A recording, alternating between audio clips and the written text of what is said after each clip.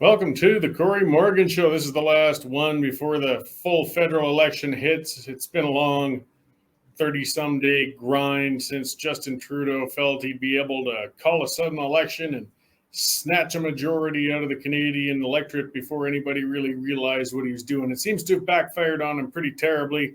Right now, the election is neck and neck. He's lost what was a considerable lead at the time of calling the election. And we've seen a number of interesting developments come about. I mean, right now, at least as far as polls can go, and hey, polls have been absolutely terrible at picking who's going to win elections for this last 5, 6, 8 years. So I wouldn't put too much into it. But either way, from as far as we can read into that crystal ball, it looks like a really close race. We're going to have a minority Conservative Party of Canada government or a minority Liberal government. Either way, the chances of a majority don't look very good at all. So we'll get to do this all over again, probably within a couple of years. The average for a minority government in Canada lasts about 18 months. Trudeau warned us about that. He was almost threatening it, saying, you better give me a majority or we're just going to have to do this again. Reality is, I don't think Trudeau's going to make it if he doesn't get a majority. It looks unlikely. I mean, how many kicks at the cat are the Liberals going to give this guy? He lost a majority. Then he has just repeated a minority. If they ever want a majority again, they're going to have to change the formula. And the formula thing at the top is that vacuous leader that they've had for some years. You know, people enjoyed the fresh air, the changes from Stephen Harper, something a little less serious. But I mean, after 6 years and in such a time of crisis, whether it's from international affairs to our economy to the pandemic, I think most people want to see somebody with more brains between their ears than Justin Trudeau has. So I got a feeling this is going to be Trudeau's last election, though he might be prime minister for, say, another year after this election closes. But we'll see. It's hard to read a lot into this yet. We are going to be doing an election special from the Western Standard headquarters on election night, so make sure to tune in on Monday night. Don't listen to that crappy old CBC stuff and CTV stuff. We'll have guests, we'll have coverage, we'll have interpretation, we'll watch the races that matter. We're not going to give you that biased crap with Rosie Barton and the rest of them out there. So as a reminder on that, I want to thank our subscribers. Subscriptions have been fantastic. Buy a membership if you haven't already. Check it out. Go to westernstandardonline.com. Check out how to take out a membership. You can do it on a free trial for a little while, and I'm pretty confident. After that, you don't have to keep it going, but you can renew it, you can keep it, and you'll find it worthwhile for $10 a month. $99 for a year to get the exclusives that come out, the coverage, the news, the opinion. It's a great bundle and package of some good stuff there. We've been able to provide it because members have been so great. As well, the more members we get, the more advertisers we can get. And I should speak to our sponsor, the Canadian Coalition for Firearm Rights. These guys have been sponsoring us for quite a while, and they are standing up for a very important cause. Your right to own, enjoy, utilize firearms in a safe, responsible manner. We always have. The Liberal governments are constantly targeting us. The latest Dave Naylor reported on, they're studying, coming after now, your duck gun, your deer rifle. They go for the low-hanging fruit with these assault-style firearms they were talking about, which didn't mean assault firearms. Those have been illegal since the 70s, true military firearms. We couldn't have them. And then they started to say, well, we got to go after the ones that look scary, no matter how they may actually perform. Now they're just taking off the veneer and they're starting to examine just disarming us altogether. So you can't even hunt ducks or shoot, with your 22.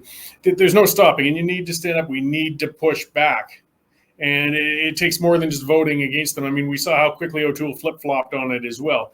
We've got to push back. The Canadian Coalition for Firearm Rights is doing that. They're taking the government to court on their last legislation.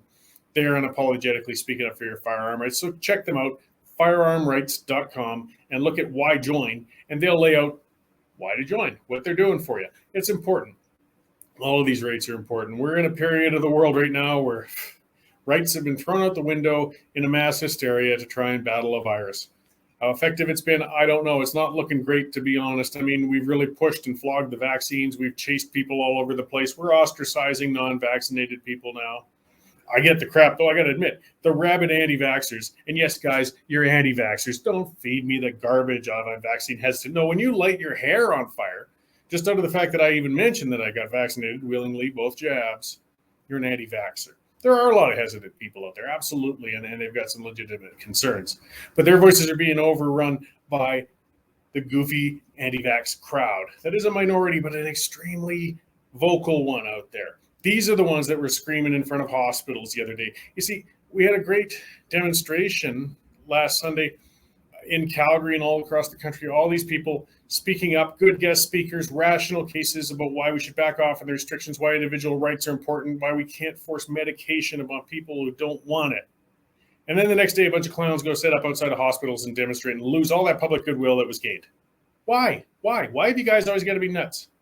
I know the majority of people with concerns about the vaccines aren't nuts, but the nuts are dominating the discourse. So if you've got concerns, you've got to tell these guys, hey, set your goofiness aside. I mean, I've gone to these protests where they're talking about chemtrails and lizard people and all that beautiful stuff.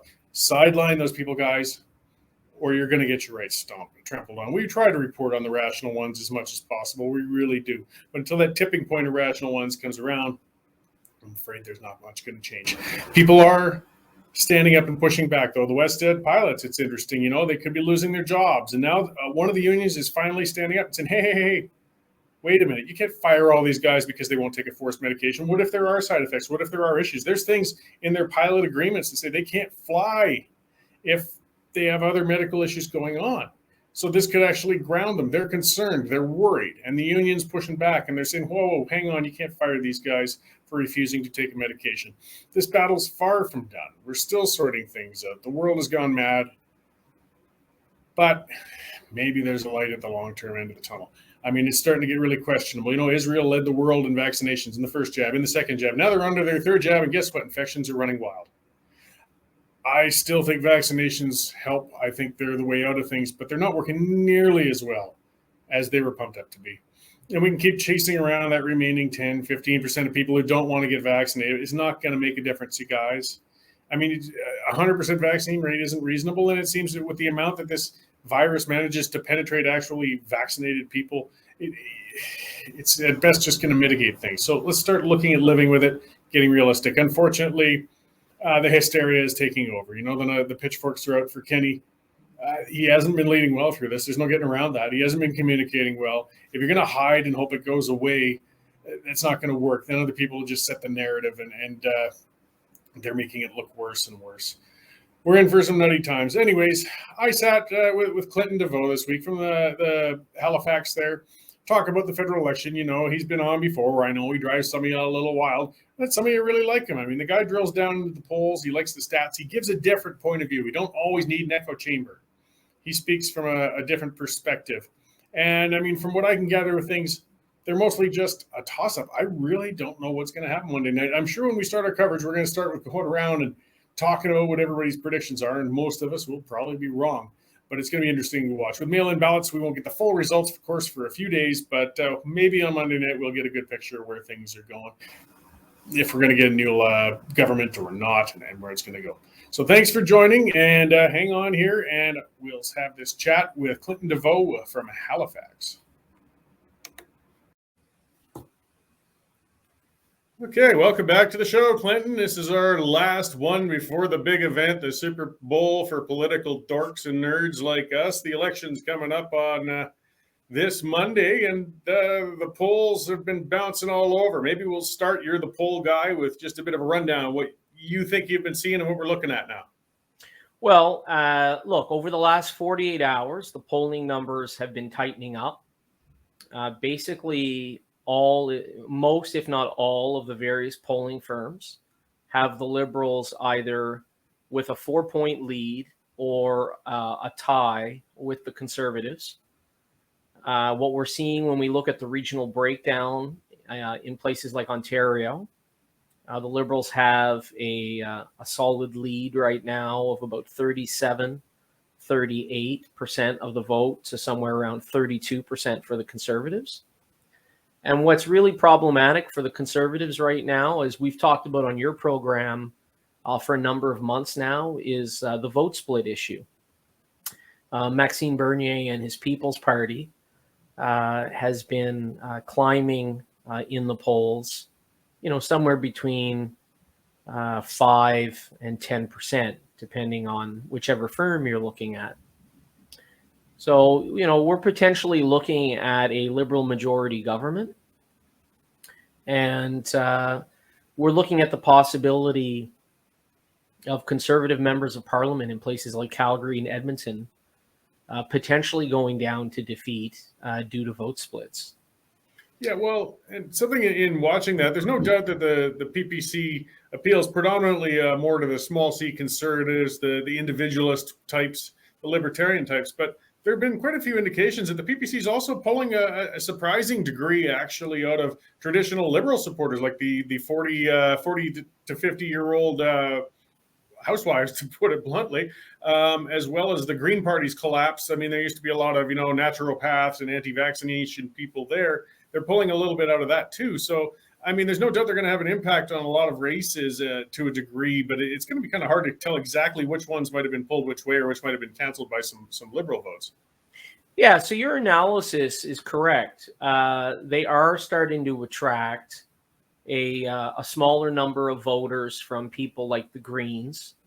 My guess is that it's probably related to vaccines and those kinds of issues. If you're someone that's into sort of health issues and natural wellness issues and things like that, there are individuals that are concerned about taking a vaccine for a bunch of different reasons. But there has been some recent polling and focus group data that's come out over the last 96 hours that seems to indicate 3/4 of their vote is essentially Conservative Party supporters, and that the other 25% is a mix of Green Party people and a few disaffected individuals and that kind of thing. Yeah, so vote split aside, though, is certainly a factor, and it's going to be on Monday night. We're really going to see what happened with that. Another issue the Conservatives have is, the way the seat concentration or the support concentration is in winning seats. Like, realistically, they've got to actually pull a very good number of points ahead of the Liberals in order to actually pull off a win. We saw that in the last election. The only upside, perhaps, is that polls tend to underreport Conservative support. They're not looking really great coming in, though, at this point, I imagine. Yeah, so, that's an interesting point you bring up. So one of the things that we don't talk about very much as Canadians is that we do have a similar sort of, I guess you could call it a problem, when it comes to popular vote versus, who wins or loses elections. It's a similar phenomenon we've seen in the United States in recent years where, the person that wins the Electoral College is the person that wins the presidency. And we're seeing a similar sort of outcome in Canada where the person that can win the largest concentration number of seats can either win a minority government or in some cases a majority government with an incredibly low, popular national support. And so an example of that would have been the 2019 election where the Conservatives drew 34% of the popular vote. The Liberals got 33%. But the Liberals formed a minority government. And as you've pointed out, a lot of that has to do with concentration of votes, how the critical mass, those kinds of things. So in other words, if you get 100% of the vote in a riding in rural Alberta, that doesn't help you gain additional seats in the House of Commons. What it does do is it helps you boost your national number. So the Conservatives need to find a way to increase their support in regions where they need growth. And so that's Ontario, that's British Columbia, that's Quebec, Atlantic Canada, and quite frankly, that's even parts of Manitoba, places like the greater Winnipeg area. Yeah, so they've got a lot of work ahead of them over the next 4 days. Yeah, we've been seeing that in Aaron O'Toole's strategy. I mean, lately he's been he pops up here and there, but for the most part, he's sticking really close to central Canada, particularly, again, Quebec and Ontario. And he's really, I guess, trying to, in my view, pander to those central Canadian votes pretty hard. He made an announcement on the Daycare recently, you were saying? Yeah, so one of the big news items was during the recent leaders debate, the Conservative Party leader, Aaron O'Toole, looked over at the leader of the Bloc Québécois and also made a public announcement to the Premier of Quebec that a Conservative Party of Canada government would send additional money with no strings attached to the province of Quebec that they could use, he's hoping, for daycare. Now, the problem with that, of course, as many of your viewers are aware that are located in different parts of Western Canada, is that not all the provinces in Canada have a universal daycare program. So, the Conservatives are promising to give more money to a province which already has a universal daycare program. And they're saying, we're going to give you more money. Meanwhile, provinces that don't have that program are getting nothing from them. So it really is it's kind of a shell game that they're playing, where they're saying one thing in parts of English Canada and then a different thing inside the province of Quebec. And I don't want to make this an anti-Quebec issue. I mean, this is really it's a tactical position that they're taking, and I fundamentally disagree with what they're doing. But they've decided that by doing this, that they can make gains. And of course, once they made that announcement of no strings attached, you can do with the money whatever you want. The Premier of Quebec came out and endorsed Aaron O'Toole. So it sort of puts the Conservatives between a rock and a hard place as far as their voter base goes. Yeah, I mean, they know they're going to alienate the West as they chase the votes in Central Canada. That's more of a sign of a broken system, unfortunately, that forces federal parties to have to strategically cherry pick certain regions over others. So I mean, and one moment, and to be clear, it's not just it's not just denying these services to Western Canadians, but it's also denying these services to voters in Ontario and Atlantic Canada. So it really is like a focus on one specific province at the expense of others. So, I guess we're going to see how voters react to that over the coming days. Yeah, and this is, again, as far as elections go, I would honestly say it's a too close to call one in a lot of ways. Like, there's just so many variables we're looking at. Like I said, the PPC, this is new with this kind of surge. I mean, I think it capped out because they're kind of targeting a protest vote that's going to get as big as it's going to get, but it's clearly going to have an impact. And then we have mail-in ballots, which we don't know how many have actually been done yet. The advance polls are going really strong, or did go very strongly. But we know that mail-in ballots tend to favor Liberal candidates. But then as well with polling, as I said earlier, it tends to underreport Conservative support. I may as well throw it at you. We'll see you on Monday night and see how you're doing with it. But have you got a ballpark guess on what you think we're going to see on Monday? Yeah, so I actually see a different scenario playing out. I think what you've described is generally how it's worked in the past. I do think now, though, because of COVID-19, that we're going to see a larger number of people dealing with advance polls and with mail-in ballots. And it won't necessarily just be a Liberal Party voter that's going to focus on those issues. I do think that there's a genuine concern that goes across all party lines when it comes to trying to minimize, the possibility of getting contact with COVID and these kinds of issues. So I do think we're going to see that get picked up across party lines. I mean, I really think that the biggest problem in this campaign is, as I've alluded to many times, for the Conservatives anyways, and that's Mr. Bernier. I've argued that he is essentially a form of controlled opposition, because every vote that, that people checkmark for him is one less vote for the Conservatives. And every vote for Mr. Bernier is essentially a vote for Mr. Trudeau. So, Mr. Bernier's had an axe to grind since he lost the leadership in 2017. And if he's successful with the vote split issue, he'll get his prize, which is the defeat of the Conservatives. Mr. Trudeau will get his prize, which is the possibility of a majority Liberal government. And Mr. O'Toole will lose his prize, and that is the chance of becoming Prime Minister. Yeah, well, somebody wrote on recently, all these leaders kind of have their own different prizes when you're looking at their own perspective. Like, I got a feeling Trudeau is coming out of this kind of a loser no matter how you look at it. I mean, he called this election to chase a majority. Now, perhaps he's going to come back with another minority, but I don't think his core supporters are going to be too thrilled that we went through this entire exercise to end up right back where we started.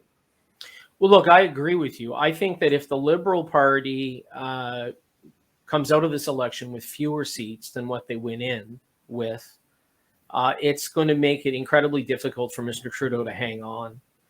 I think if he comes out where he is now, or with an increased minority government, that he's most likely safe. We saw that in the past with Mr. Harper when he'd won multiple minority governments and was able to sort of successfully increase the overall support of those minority governments. But, you know, I think the real issue in this case, and it's one not a lot of people are talking about, is that vote split issue. I really believe that can lead to a majority government. We saw that in the 1993, 1997, and 2000 federal elections, where in the largest province in Canada, in Ontario, the Liberals were able to sweep the entire province due to the vote split issue. And that allowed them to win, successive majority governments. So it's a real problem for voters that are of the Conservative Party persuasion. And no matter what side you look on things or whatever, it's just been very interesting to observe because, I mean, as you said, it's been underreported, but it's because there has been almost a concerted effort to just pretend the PPC isn't there. And it actually kind of played in their favor because they slid under the radar and captured those voters who don't watch the mainstream media, who don't care what the mainstream media says. And if the mainstream media had been paying attention, maybe they'd have been reporting on the PPC candidate who said he could breathe with his testicles or things like that. And people might have a little bit of a different impression of what they are, but it's been a backfire by pretending they aren't there. It's allowed them to really establish themselves. Well, you're right. And so, they do have some strange candidates. They have candidates that are talking about some strange practice of semen retention. I'm not sure exactly how that works. And then you have other candidates calling for the hanging of Canadian politicians. Then you have other candidates and representatives of that party throwing rocks and gravel at members of the public at different events. And so you're right. I mean, the media has not done a good job of reporting these issues and really sort of putting it out there for people to examine and to really think about. And look, I mean, there's some blame to go around here as well, not on the violent side of the issues, but when it comes to the vote split itself, possibilities. The Conservatives throughout this campaign now have had 3 or 4 different positions when it comes to firearms over the course of a 36-day campaign. Last night they did some sort of a flip-flop on the issue of their carbon tax. So now they have, 2 different positions on the carbon tax, multiple positions on the firearms issue. So as tempting as it is for Conservative voters to want to be angry with the Liberal Party or with Mr. Trudeau, in times like this, it's important to look in the mirror and to ask themselves, what could they have done better? And so multiple flip-flops on issues during the campaign has not helped the Conservative Party cause at all in Canada. In fact, it's helped cast doubt. It's helped depress their vote. It's helped create vote splits. And it's been a real problem for them. Yeah, well, and to be fair, there's some pretty kooky PPC candidates out there. That's what happens when you get 300 people in a rush. But they've got some strong local ones too, and some people with some good sense that are talking good sense, and they're capitalizing well on those flip-flops like you talked about. I mean, the firearms owners are very concerned for their ability to retain firearms. People in the West are very concerned about the status of our energy sector. And again, a vote isn't just split by somebody taking votes. It means somebody else shed them. And if the Conservatives hadn't alienated those people in the first place, they wouldn't have lost them. Yeah, well, I would go even a step further than that. The issue in I would argue is that it's not like for someone who's like a hardcore libertarian, what you've described is accurate. But I would argue that the bigger problem is when you say, we support a carbon tax, and people go, okay, I may or may not agree or disagree with that, but they have a position. The problem is in the middle of the campaign, when they then reverse themselves on that publicly stated position and say, well, actually, this is now open to interpretation. Same thing with the firearms issue. There's all kinds of people out there that were perhaps willing to consider voting for the Conservative Party, despite its historical support for firearms-related issues. The problem, once again, in this case, is that when you take 4 different positions over the course of a 4-week campaign, it leaves both Conservative and Liberal leaning voters sort of wondering what your positions are and what they're going to be in the next 24 hours. And Definitely. so I've always argued it's important to pick a lane and stick with it rather than jump back and forth, especially in such a short window, like where you have a 4-week campaign. It's just, that just leads to problems, as what we're starting to see develop here over the last 48 hours. Yeah, well, few things kill trust faster than flip-flops. So we'll wrap it up there, Clinton. I appreciate you joining me. So we're going to see you again on Monday, and the time is running short. I don't know if there's going to be any more bombshells between now and then, or if they're just going to be nose to the grindstone. So thank you for joining me from out there on the East Coast, and I'm looking forward to interpreting the results when they come in soon. Excellent. Well, I'm looking forward to chatting with you again and hearing from your viewers. Right on.